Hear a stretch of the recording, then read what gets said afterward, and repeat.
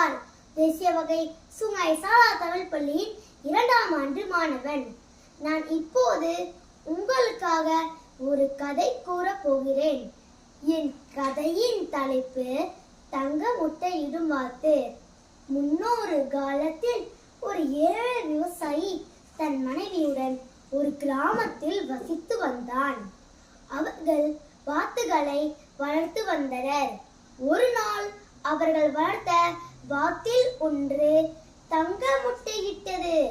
அதை கண்ட விவசாயியும் அவனது மனைவியும் மகிழ்ச்சி அடைந்தனர். ஒவ்வொரு நாளும் அது ஒரு தங்க முட்டையை இட்டு வந்தது. விவசாயி செல்வந்தராக ஆரம்பித்தான். நாளடைவில் அவனின் ஆசை பேராசையானது. பொறுமை இல்லாத பேராசை கொண்ட விவசாயியும் அவனது மனைவியும் வாத்தை வெட்டி மொத்த தங்க முட்டைகளையும் எடுக்க திட்டமிட்டனர்.